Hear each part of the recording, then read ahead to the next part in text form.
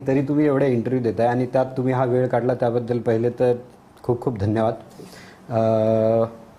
म्हणजे मी आज देशातल्या सगळ्यात मोठ्या कॉकरोचचा इंटरव्ह्यू करतोय. हां, वन ऑफ द कॉकरोचेस. ते तुम्ही तर कॉकरोचची एक मोठी फौज उभी केली ना. त्यातलंच मी एक. म्हणजे मोठा कॉकरोच नाही, त्यातलंच मी एक. छोटे छोटे बरेच बघितले आम्ही त्यात जंतर हो. मंतर. तिथे खूप खूप लोक आलेले होते. पण आम्ही एक बघितलं की आतापर्यंत असं वाटत होतं की कॉकरोचला लोक भितात, पण पहिल्यांदा तुम्ही असं दाखवलं की कॉकरोचला सरकारही घाबरतं. हो, आणि म्हणजे या देशाच्या तरुणांनी जे करून दाखवलंय ते म्हणजे हॅट्स ऑफ टू देम. म्हणजे मलाही अपेक्षा नव्हती. जेव्हा हे सगळं सुरू झालं मला ना अपेक्षा होती ना कल्पना होती. मी माझ्या स्वप्नातही विचार नव्हता केला जेवढे सगळे तरुण रस्त्यावर उतरतील आणि रस्त्यावर उतरून जी सरकार म्हणायची की सरकारमध्ये इस्तिफे होते त्या सरकारकडून राजीनामा घेऊन टाकेल. तर यांनी जे करून दाखवलंय ते ऐतिहासिक आहे. मी आत्ताच्या सध्याच्या परिस्थितीवर येतो. ज्यावेळेस हे आंदोलन झालं, धर्मेंद्र प्रधानांचा राजीनामा झाला, त्यावेळेस तुम्हाला एक आश्वासन सरकारने दिलं होतं की आम्ही जे आंदोलक आहेत त्यांच्यावर गुन्हे करणार नाही. आताची सध्याची स्थिती काय आहे? सध्याची स्थिती ही आहे की बऱ्याचशा राज्यात त्यांनी जे आम्हाला आश्वासन दिलं होतं ते पाळतायत. कारण की आम्ही म्हणलो होतं जर तुम्ही आश्वासन पाळणार नसाल तर आम्हाला परत रस्त्यावर उतरावं लागेल. आणि त्यानंतर आम्ही पाहिलं बिहार झालं, बंगाल झालं, गुजरात झालं, महाराष्ट्र झालं. इथलच्या सरकारांनी नोटीस काढले की ते कुठल्याही प्रकारची कारवाई करणार नाही जे स्टुडंट्स प्रोटेस्ट करत होते त्यांच्यावर. नाही, पण बघ काही ज्या बातम्या आल्या की काही आंदोलकांना अजूनही त्यांच्यावर गुन्हे दाखल होत आहेत. काही नोएडातल्या जे लहान लहान मुली होत्या त्या बातम्या आल्या. मी नाही, त्यांच्यावरही काम चालू आहे आमचं. हां, जसं दिल्लीचं बाकी अजून दिल्लीचेही केसेस वापस व्हायच्या बाकी. आम्ही त्यासाठी त्यांच्याशी निगोशिएट करतोय आणि आम्ही त्यांना सांगतोय जर तुम्ही ऐकलं तर सरकारसाठीच बरे. कारण की तरुणांचा राग शांत झालेला नाहीये. जर तुम्हाला असं वाटत असेल एका राजीनाम्यानंतर राग शांत झालाय, तो राग शांत नाही झालाय. 20 जुलैला ज्या प्रकारे लाठीचार्ज करण्यात आला पोलिसांकडून त्याच्यानंतर हा राग 10 पट वाढलेला आहे आणि तरुण पुन्हा एकदा तयार आहे रस्त्यावर यायला. तर सरकारने ती चुकी करू नये तरुणांची दिशाभूल करण्याचा. पण काही अशा घटना आहेत का की जिथे अजूनही तुम्हाला वाटतं की गुन्हे दाखल होत आहेत? दिल्लीमध्ये होत आहेत अजून. पण दिल्लीमध्ये अजूनही लोकांच्या घरी पोलीस चालले. मला लोकांचा फोन आलेला आहे आणि मी त्यांना म्हणलोय की आम्ही बोलतोय आणि तुम्हाला काही होऊ देणार नाही. जेवढे स्टुडंट्स आहेत जे पीसफुली आमच्यासोबत प्रोटेस्ट करत होते त्यांना आम्ही कोणालाच काही होऊ देणार नाही. ही आमची जबाबदारी आहे. विशेष करून आम्ही बघितलं की जे गुन्हे दाखल होत आहेत त्यातल्या आता ज्या काही बातमी बाहेर आल्या होत्या त्यात त्या ज्या आंदोलकांनी शिव्या दिल्या होत्या त्यातले काही आंदोलक आहेत ज्यांच्यावर ते गुन्हे दाखल होतात. त्यांच्याबद्दल मग तुमचा काय स्टँड आहे? हा, तर शिवी देणं सर मी याचा तर पर्सनली सपोर्ट करत नाही. शिवीगाळ नाही झाली पाहिजे सार्वजनिकपणे. पण शिवी दिल्यामुळे FIR कसं काय होऊ शकते सर? शिवी देणं हा काही क्रिमिनल ऑफेन्स नाहीये. ते मॉरली किंवा एथिकली राईट आहे रॉंग आहे त्यावर आपण डिस्कशन करू शकतो. आणि मी तरी म्हणतो मॉरली पब्लिकली शिवी देणं बरोबर नाहीये. पण शिवी दिल्यामुळे जर आपण FIR करतोय तर मग मला वाटतं या देशात प्रत्येक घरावर FIR होईल. कारण की प्रत्येक घरात शिवी दिली जाते. कोणतं असं घर आहे जिथं शिवी गाळली नाही झालेली आहे? आणि खरंच काय बोलतोय आपण, पार्लमेंटमध्ये शिवीगाळ किती झालेली आहे? भाजपचे जे रमेश बिदुडी आहे त्यांनी एका दुसऱ्या मेंबर ऑफ पार्लमेंटसाठी काय प्रकारची भाषा वापरली होती. योगी आदित्यनाथनी ANIच्या कॅमेरामॅनला चुकीने त्यांच्या तोंडातून जो शब्द पडला तो रेकॉर्ड झाला. त्यांच्यावर FIR होऊ शकते. मग जे BJPचे IT सेल आहे ते ऑनलाईन महिलांना किती प्रकारच्या घाणघाण शिव्या देतात, बलात्काराच्याही धमक्या देतात आणि बायोमध्ये लिहितात proudly followed by PM Modi. मग त्यांच्यावरही FIR झाल्या पाहिजे का? मग या देशात 2 कानून आहे. या देशात का मग 2 लॉज आहेत जिथं फक्त जे स्टुडंट्स जंतर मंतरला आले होते फक्त त्यांच्यावरच केसेस केल्या जातील. योगी आदित्यनाथने ज्या शिव्या दिल्या होत्या त्याच्यावर केसेस होणार नाही. BJPच्या IT सेलचे जे लोक शिव्या देतात त्याच्यावर केसेस होत नाही. रमेश बिदुडी जे भाजपचे पार्लमेंट मेंबर आहे त्यांच्यावर FIR होत नाही. असं तर नाही चालणार ना. लॉ असला पाहिजे मग तो सगळ्यांसाठी सारखाच असला पाहिजे. म्हणजे ज्या लोकांनी शिव्या दिल्या तरी त्यांच्यावर FIR नाही झाला पाहिजे. ते यंग आहेत, खूप लहान आहेत, ते त्यांना समजावून सांगा की शिवी देणं बरोबर नाहीये. त्यांना तुम्ही समजूत काढा, त्यांची समजूत काढा. त्यांच्या मागे एवढी मोठी पोलीस फोर्स लावून काय अर्थ आहे? त्यांच्या मागे पूर्ण सरकारी मशिनरी लावून काय अर्थ आहे? त्यांचं पूर्ण करिअर खराब होऊन जाईल ना. करिअर नका खराब करू लोकांचे. त्यांना समजून सांगा की नाही अशी शिवी देऊ नका तुम्ही. शिवी देणं बरोबर नाहीये. आणि मी तेच बोललेलो आहे की शिवी देणं पब्लिकली बरोबर नाहीये. पण याचा अर्थ हा नाही की तुम्ही त्यांच्या मागे पूर्ण पोलीस फोर्स लावून टाका. मग तिथे जेव्हा त्या मंचावर लोक असं बोलत होते त्यावेळेस तुम्ही त्यांना का नाही आवरलं? मंचावरून कोणी शिवी नाही दिली, कोणी दिली सर? हा. मंचावरनं कधीच असं काही झालेलं नाहीये. हे जे झाले ते वेगळ्या वेगळ्या भागात झालेले. मंचावरनं कधीच असं झालं नाही, कारण की आम्ही पहिल्या दिवसापासून म्हणतोय हा जो आमचा प्रोटेस्ट आहे तो पीसफुल आहे आणि महात्मा गांधी आणि डॉक्टर बाबासाहेब आंबेडकरांच्या व्हॅल्यूजवर आमचा प्रोटेस्ट चालणार आहे. मंचावरनं असं काही झालं नाही. काल मोदींनी रात्री एक व्हिडिओ केला, तुम्हाला माहित असेल तर इंस्टावर त्यांनी व्हिडिओ केला की मुझे भी माँ के ऊपर गालियां दी, आणि त्यांनी असं म्हटलंय की मैं बच्चों को माफ करता हूं. तेच तर मी म्हणतोय ना. हा पण मला असं वाटतं मोदीजी रीलवर माफ करतायत हा आणि दुसरीकडे त्यांचीच पोलीस या मुलांना त्रास देते का? तर हे कुठं ना कुठं दिसतंय की तुम्ही ते इंस्टाग्रामसाठी काही वेगळं बोलताय पण जमिनीवर तुम्ही काही वेगळं करताय. जर तुम्हाला खरंच माफ करायचं तर आधी केसेस वापस घ्या. त्यांचं हेही म्हणणं होतं ना की तुमच्या जो काही जमा होता त्यात गुन्हेगारही होते. तुमचं असं म्हणणं आहे की गुन्हेगारांवरही FIR नको. नाही, मी त्या असं अजिबात म्हणत नाही. हा. गुन्हेगार असतील त्यांना आत लगेच टाका, पण त्यावर माझा असा प्रश्न आहे हा. किती 20 का 2000 का 2100 गुन्हेगार फिरत होते असा आकडा आहे, बरोबर? बरोबर. 20-2100 गुन्हेगार मोकळे का फिरत होते? कस काय फिरत होते? पोलीस त्यांना कस काय मोकळे फिरू देत होते? बाहेर कस काय फिरत होते ते मोकळे? माझा पहिला प्रश्न हा आहे. 2100 गुन्हेगार बाहेर मोकळे फिरत होते ही खूप सिरियस गोष्ट आहे. हे पोलिसांच्या परमिशन शिवाय तर झालं नसेल. आणि दुसरी गोष्ट, ज्या जंतर मंतरवर मला विदाऊट चेकिंग जाऊ नव्हते देत, मलाही स्टेजवर जाण्याआधी चेकिंग करावं लागत होती. पोलीस माझी चेकिंग करायचे. तुमचे रिपोर्टर्स तिथे आले असतील, तुमच्या रिपोर्टर्सला विचारा, त्यांचे कॅमेरे चेक होत होते, त्यांच्या चेकिंग होत होत्या. तर ज्या जंतर मंतरवर जो अभिजित दिपके प्रोटेस्ट ऑर्गनाईज करतोय त्याला आज एंट्री नव्हती विदाऊट चेकिंग. या 2100 गुन्हेगारांना विदाऊट चेकिंग पोलिसांनी आत कसं काय येऊ दिलं? आता जर त्यांच्यावर गुन्हे दाखल झाले तर तुमचा विरोध नाही? अजिबात विरोध नाहीये, पण उत्तर द्यावं लागेल की हे 2100 गुन्हेगार मोकळे कसं काय फिरत होते आणि ज्या जंतर मंतरवर विदाऊट चेकिंग मला सुद्धा एंट्री नव्हती तिथे ह्या गुन्हेगारांना एंट्री कसं काय भेटली? तुमच्या एका प्रवक्त्याचं असं म्हणणं होतं की ज्यांच्यावर गुन्हे आहेत त्यांच्यावरही गुन्हे दाखल नाही, असं कुठं कोणीच नाही बोलले. त्यांचं म्हणणं हे आहे की जे स्टुडंट्स पीसफुली प्रोटेस्ट करत होते त्यांच्यावर गुन्हे नाही झाले पाहिजे, ते गुन्हे वापस घेतले पाहिजे. अच्छा, म्हणजे हे तुम्ही क्लिअर करताय की गुन्हेगारांवर गुन्हे दाखल सरकारने केले. 2100 लोक तुम्ही म्हणतात त्यांना टाका आत. त्यांच्यावर गुन्हे दाखल केले तर कॉक्रोच जनता त्याच्यात हे नाही चालणार हा की तुम्ही त्यांच्या नावाखाली स्टुडंट्सला त्रास देसाल.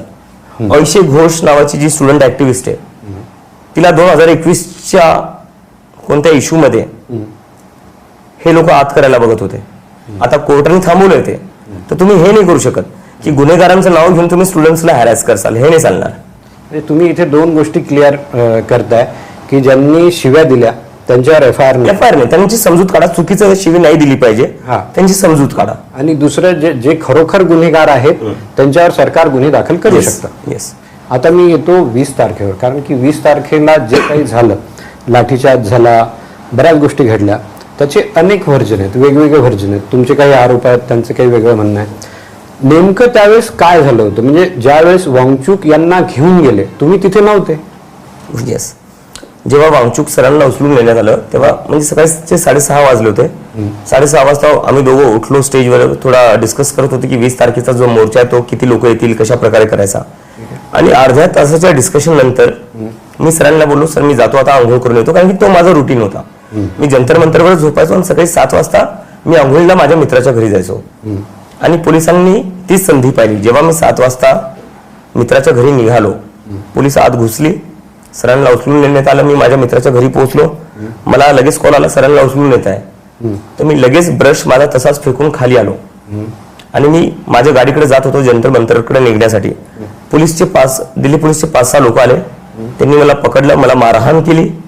नंतर म्हणला त्यांनी रस्त्यावर घासून बेसमेंटमध्ये नेलं, माझा फोन हिसकावून घेतला, माझं तोंड दाबला, मला तोपर्यंत सोडलं जोपर्यंत सोनम सरांना उचलून नेलं. एकदा सोनम सरांना उचलून नेलं की मला म्हणता हा आता तू जंतर मंतरवर जाऊ शकतो, पण त्याच्या आधी त्यांनी माझ्यासोबत मारहाण सुद्धा केली. अच्छा, म्हणजे जोपर्यंत त्यांना घेऊन जात नाही तोपर्यंत तुम्हाला तिथे जाऊ द्यायचं नाही असा तो प्लॅन होता? माझा फोन हिसकावून घेतला होता. मी व्हिडिओही टाकला त्यानंतर, जिथं पोलीस माझ्या अवतीभोवती होती. आणि नंतर ते म्हणले आता जा जंतर मंतरला. अच्छा, तुम्ही तिथे का नाही बोलले की तुम्हाला मारहाण झाली? मी बोललोय ही गोष्ट. अच्छा, मी बोललोय, मी व्हिडिओ मध्ये सांगितलं. मी लगेच जसंच मला सोडण्यात आलं मी लगेच एक व्हिडिओ टाकलाय. तो व्हिडिओ पहा तुम्ही, आजही तो व्हिडिओ आहे.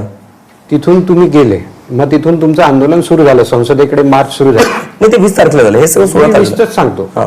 मी 20 नाही, सोनम साहेब. यांचं स्वागत केलं.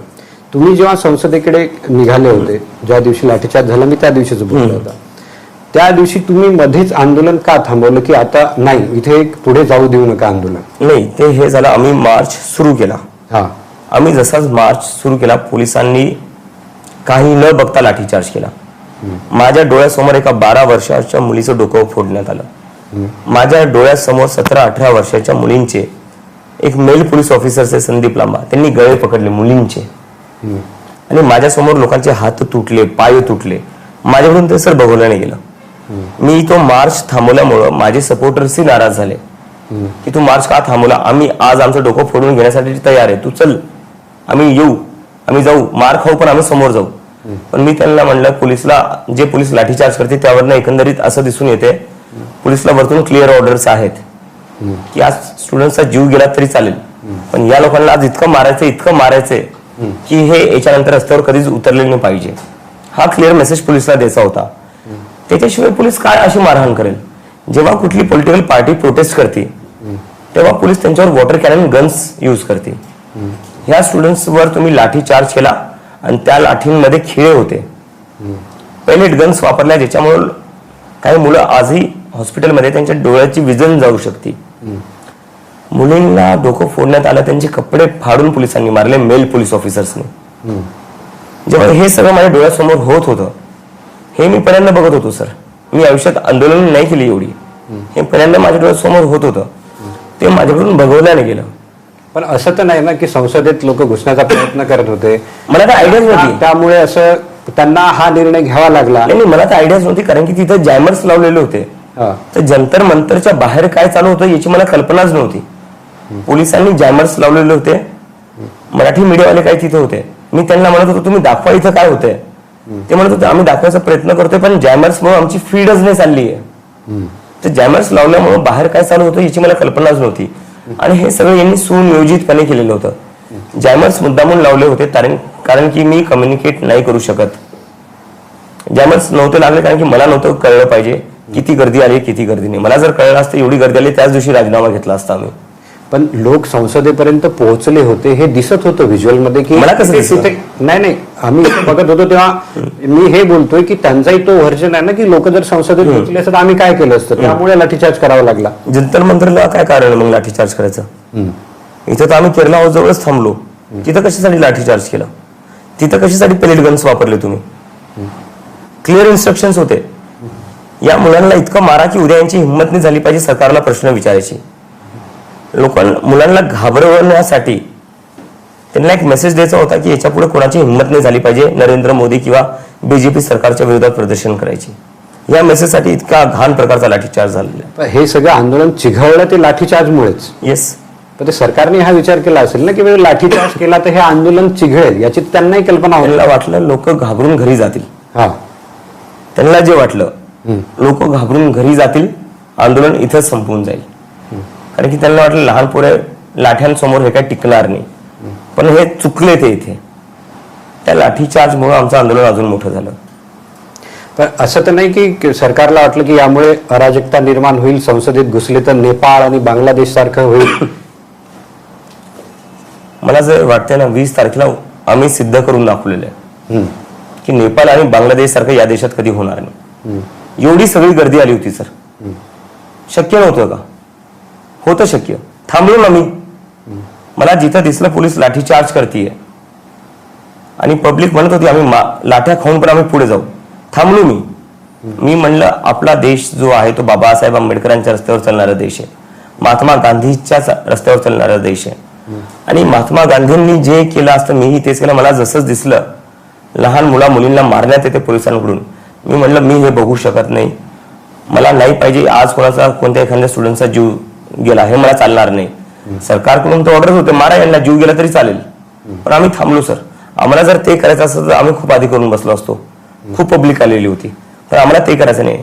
आम्हाला या देशाशी प्रेम आहे, संविधानाशी प्रेम आहे आणि संविधानावरच आम्ही चालणार आहे. तुम्हाला कुठेतरी असं वाटलं काय की संसदेपर्यंत लोक पोहोचले तर आंदोलन कुठेतरी तुमच्या हातातून कंट्रोलच्या बाहेर गेलं?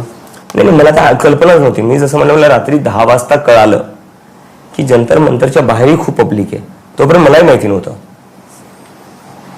अच्छा, तुम्हाला हे माहितच नव्हतं की संसदेपर्यंत लोक गेले? मला माहिती कसं काय माहिती असणार, जॅमच सोडलं, माझा फोन कामच करत नव्हता. हा, मी कॉल करतो, कोणालाच कॉल लागत नव्हता. अच्छा ठीक आहे. मी आता तो मुद्दा तर झाला, तुम्ही भरपूर क्लिअर केलाय. मी वांगचुक यांच्या मुद्द्यावर येतो. Yes. जेव्हा हे सगळं झालं आणि वांगचुक यांनी उपोषण सोडलं, तर तुम्हाला ती गोष्ट खटकली नाही का? की कारण की त्यांनी बीजेपीच्या नेत्यांच्या हातून उपोषण सोडलं, ते बसले होते तुमच्या मंचावर पण उपोषण त्यांनी तिथे सोडलं आणि तेही बीजेपीच्या, कारण अनेक लोकांना ते खटकलं त्यावेळी. नाही, त्यावर अनेक लोकांना ह्या गोष्टी माहिती नाहीये की वांगचुक सरांना एका प्रकारे किडनॅप करून ठेवण्यात आलं होतं. मी त्यांना भेटायचा प्रयत्न केला, मला नाही भेटू दिलं. त्यांच्या वाईफ जेव्हा त्यांना भेटायला जायचं, त्यांना सांगायचे फोन बाहेर ठेवा. त्यांची वाईफ पण त्यांच्यासोबत फोन घेऊन भेटू नव्हती शकत. ऑपोजिशनचे बरेचसे एमपी त्यांना भेटायचा प्रयत्न करत होते, त्यांनाही होते भेटू देत. तर बीजेपीच्या लोकांनी त्यांना किडनॅप करून ठेवलं होतं, जिथं फक्त किडनॅपर्स त्यांच्याशी भेटू शकतो. आणि वांगचुक सरांनी उपोषण तोडावं ही आमची विनंती होती. मी त्यांना सारखं म्हणत होतो, सर तुम्ही आता राजीनाम्यावर तुमचं उपोषण कंटिन्यू नका ठेवू, कारण की ही सरकार जशी वाटत नाही ही सरकार राजीनामा देईल किंवा लवकर देईल. त्यामुळं आम्हाला नाही पाहिजे की तुमचा जीव गेला पाहिजे. तुमची जो जीव आहे त्यांची उपोषण सोडावं हे तर सगळ्यांचंच म्हणणं होतं. हा, पण ते कुठे सोडावं? सरांना ते जंतर मंतरवर सोडायचं होतं, पण आता ह्या लोकांनी त्यांना हॉस्पिटलमध्ये किडनॅप करून ठेवलेलं आहे. तर काय करतील ते? तुम्हाला ते खटकलं नाही? मला ज्या मंचावर तुम्ही बसता, म्हणजे तुमच्या ते एक मोठा हिस्सा होते. मला एक माहिती होतं, सरांनी जे उपोषण सोडले, सरांची स्वतःची इच्छा नव्हती, त्यांनी त्यांच्या हातातून तोडलं पाहिजे. सरांची इच्छा होती, जे नीटचे जे स्टुडंट्स आहेत, ज्या फॅमिलीज आहेत, ज्यांच्या स्टुडंट्सने आत्महत्या केल्या, सरांना उपोषण त्यांच्या हातातून तोडायचं होतं, त्या फॅमिलीजच्या हातातून तोडायचं होतं. पण किडनॅप करून एका प्रकारे दडपणाखाली त्यांच्याकडून तसं ते करून घेण्यात आलेलं आहे. तुम्हाला असं नाही वाटतं की तुमच्यापासून त्यांना वेगळं केलं असं काही वाटतं? वेगळं करायचे प्रयत्न केले गेले, पण आम्ही वेगळं नाही झालो.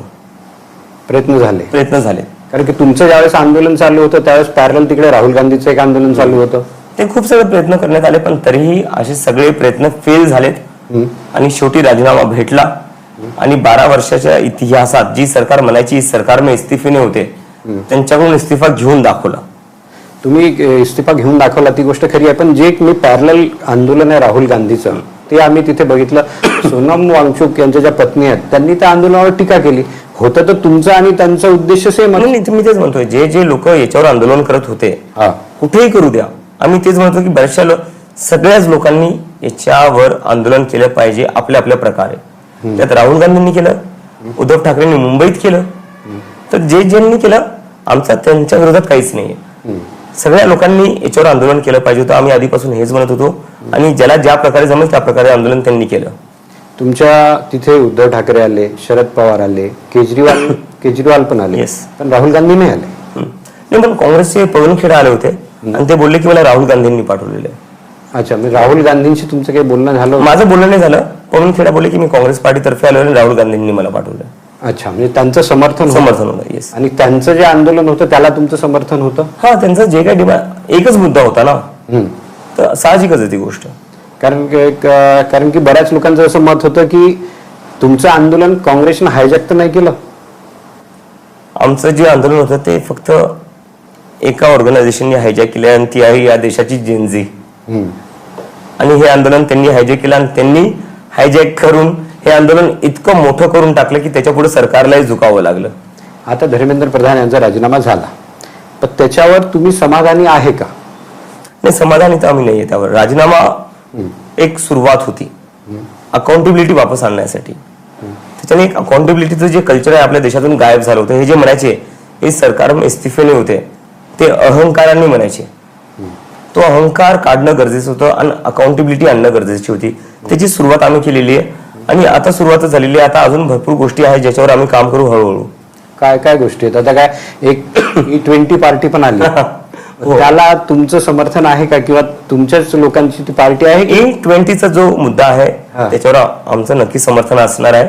आता E20 कोणी सुरू केली ते आम्हाला बघावं लागेल, आणि गरज पडली तर आम्ही त्यांच्याशी बोलू, संवाद करू आणि बघू कसं पुढे नेता येईल. पण जसं सर मी बोलण्यात आलं की शिक्षण हा एक मुद्दा झाला, पण आपल्या देशात बेरोजगारी सध्या खूप जास्त आहे आणि त्या बेरोजगारीचा आकडा जर बघायला गेला तर 80% जे बेरोजगार आहे ते डिग्री होल्डर्स आहेत. तर आपल्या देशात डिग्री घेऊन पण आज लोक बेरोजगार आहेत. तर याच्यावर सरकार बोलायलाही सुद्धा तयार नाहीये. तेही करावं लागेल सर. या सरकारला भाग पडावं लागेल बेरोजगारीवर बोलायला, बेरोजगारीवर काम करायला. कारण की आपल्या देशाचा जो एक एज ब्रॅकेट आहे 35च्या खालची जी लोक आहेत ती 60% लोक आपल्या देशात आहे. याचा अर्थ majority of the people in our country are young and under the age of 35. बरोबर. त्यासाठी सरकार काय करणार आहे? त्यासाठी आम्हाला बोलावं लागेल. त्यासाठी आम्हाला त्यांचे मुद्दे उचलावे लागतील. कारण की हेच लोक आहेत जे उद्या जाऊन हे देश चालवणार आहेत.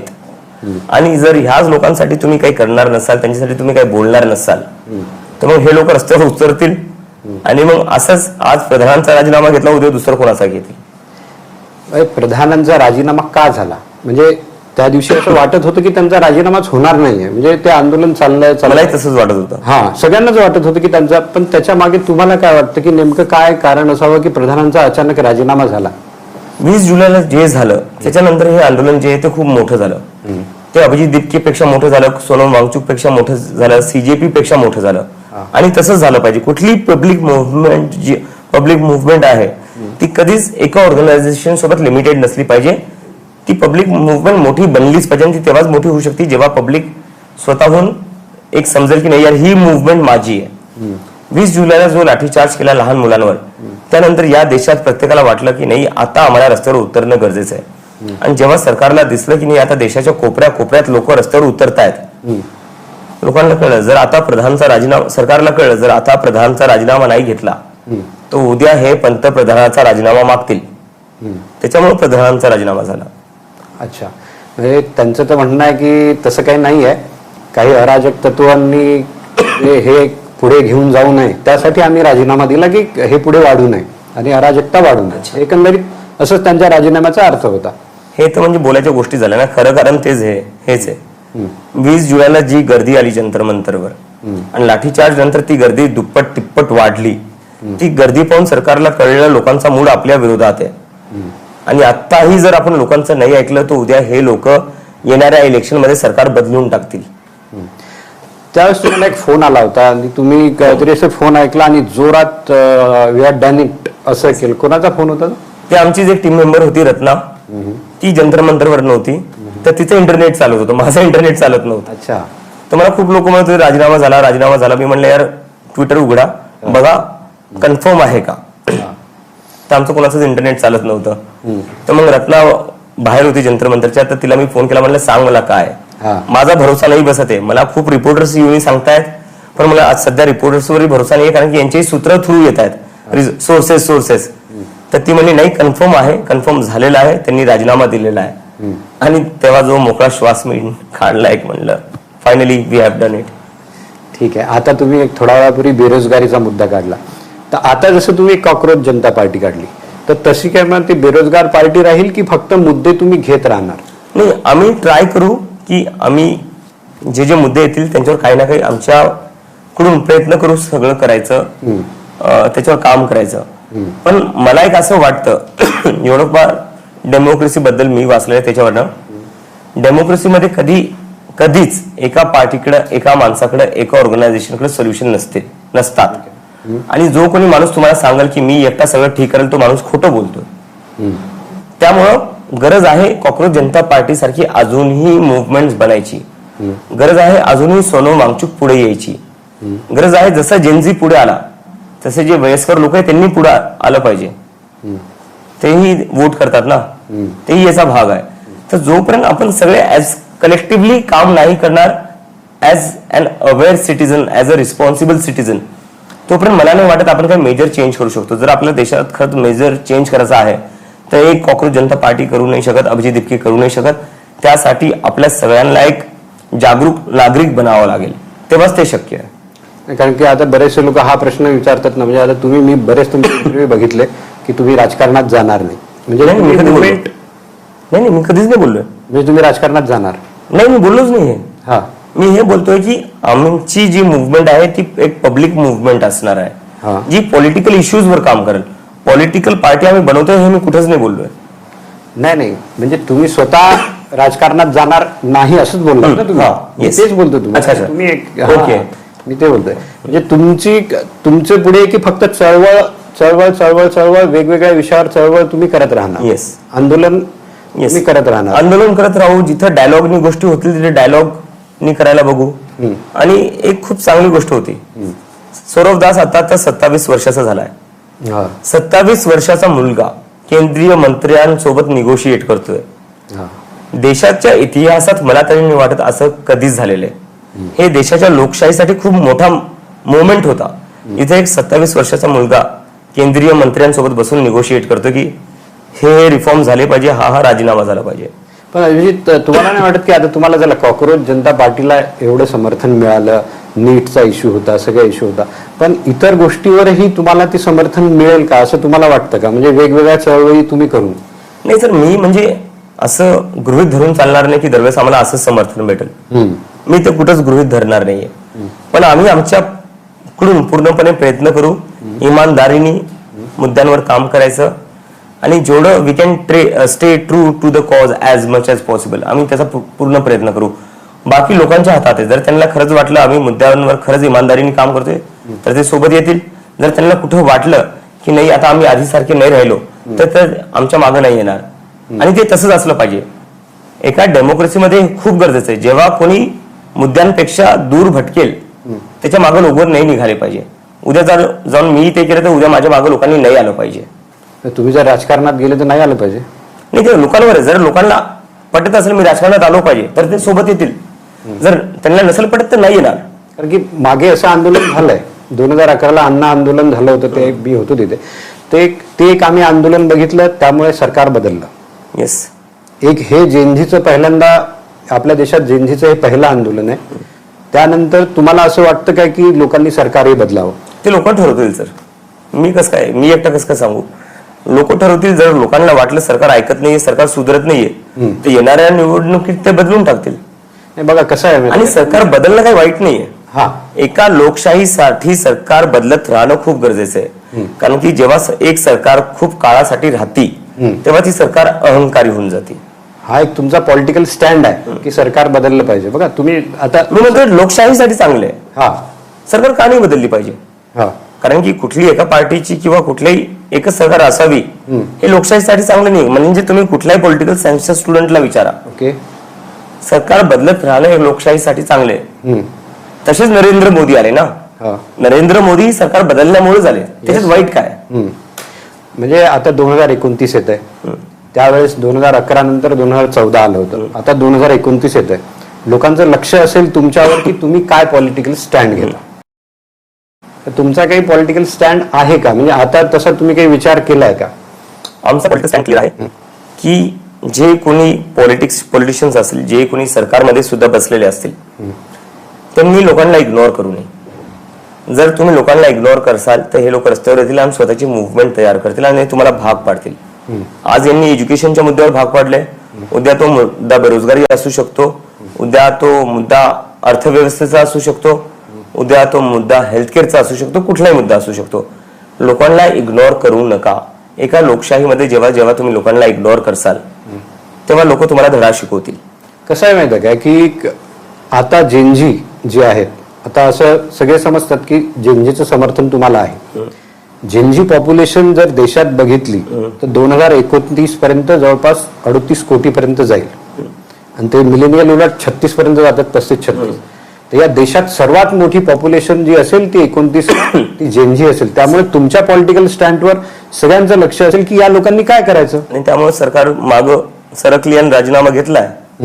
एवढे म्हणजे हे लोक नाही ती अराजकता पसरते म्हणून आम्ही हे घेतोय, राजीनामा घेतोय. त्यांना माहितीये 60-70% जे लोक आहेत 2029 पर्यंत हे सगळे सरकार 30% जी वोटिंग करते पॉप्युलेशन, 30% पॉप्युलेशन जेनजी असेल. येस, हे सरकारला माहितीये. त्यामुळे त्यांनी राजीनामा घेतलाय.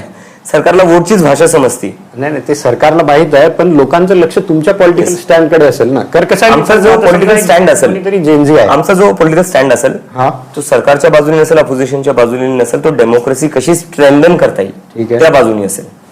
पण आता जर जेनझी आहेत जे ते बघतात सीजेपीचा एक सपोर्टर आहे, ठीक आहे. तो सीजेपीचा सपोर्टर तो हा विचार करेल ना, मी 2029 ला कोणाला वोट करू. तो तर हा विचार करेल ना. तुम्ही त्याला काहीच सांगणार नाही की तुमचा जर पॉलिटिकल स्टँड नसेल तर तुम्ही त्याला काहीच पॉलिटिकल स्टँड आमचा काहीच नाही. तुम्ही म्हणजे तुमचा पॉलिटिकल स्टँड असा आहे का की 29 मला नाही वाटत मला जेनझीला सांगायची गरज आहे कोणाला वोट केलं पाहिजे कोणाला नाही.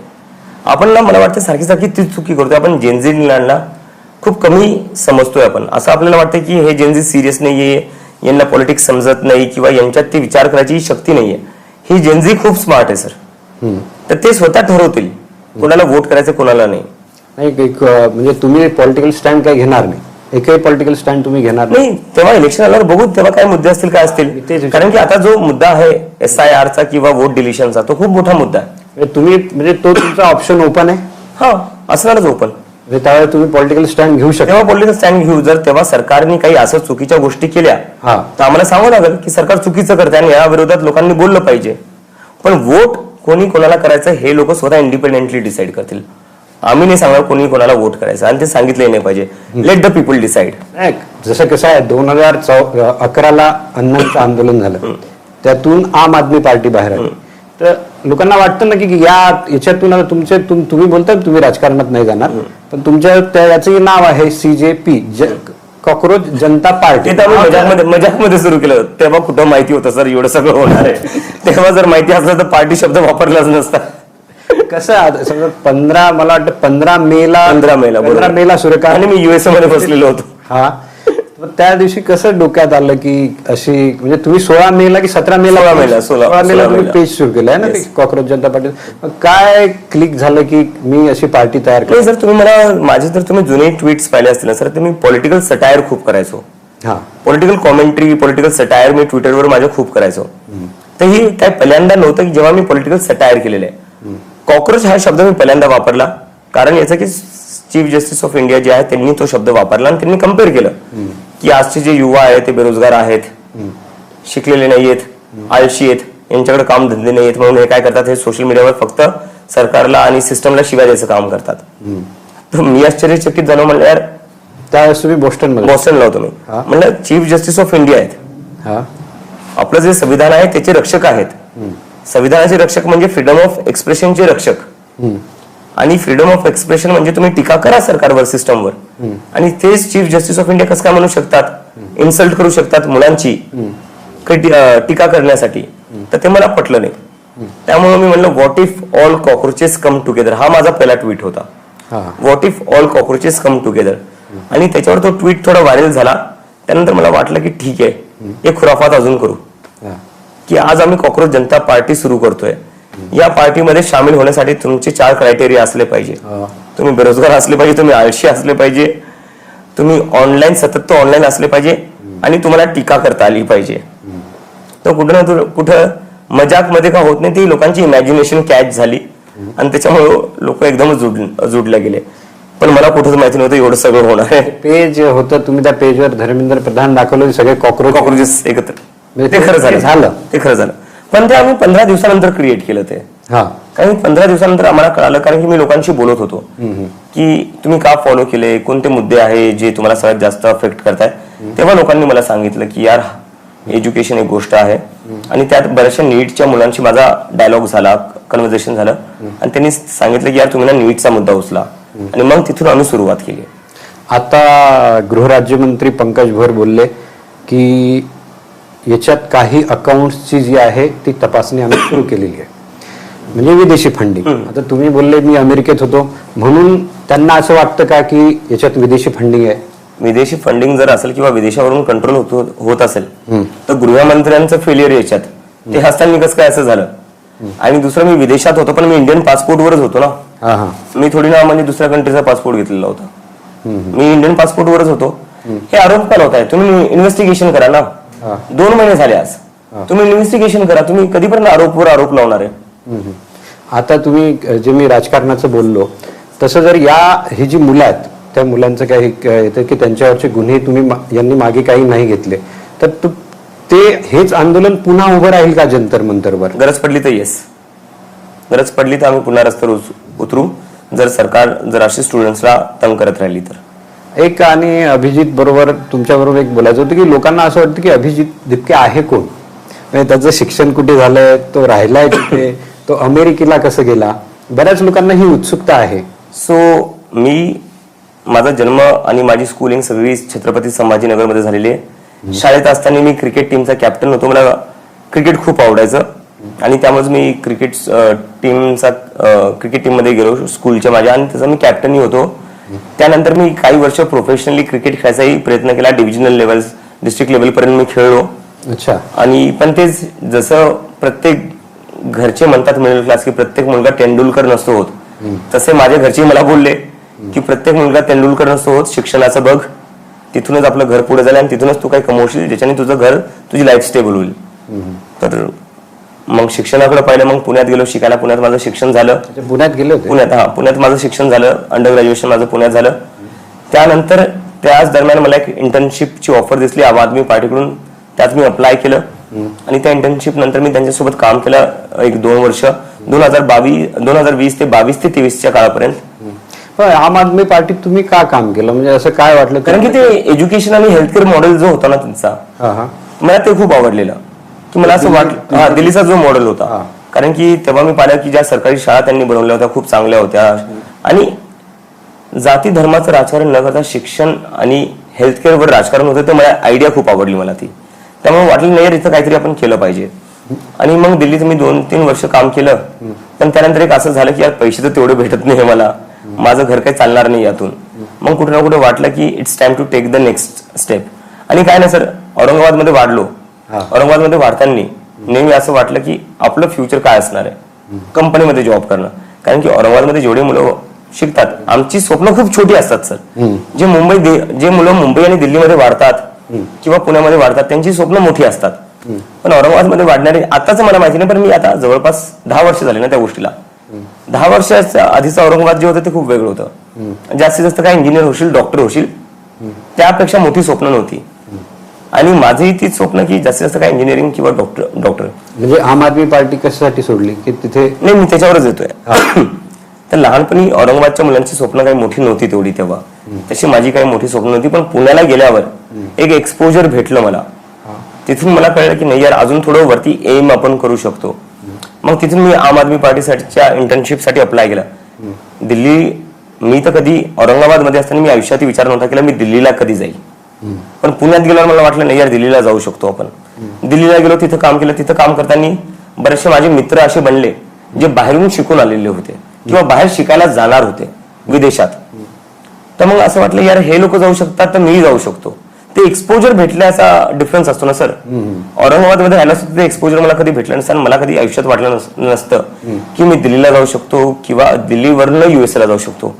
सो USA ला मग दिल्लीला गेल्यावर मला असं वाटलं की नाही यार हे लोक जाऊ शकतात तर मी का नाही जाऊ शकत. तर मग त्यानंतर एक तर पैसे जास्त भेटत नव्हते, पेमेंट जास्त नव्हती.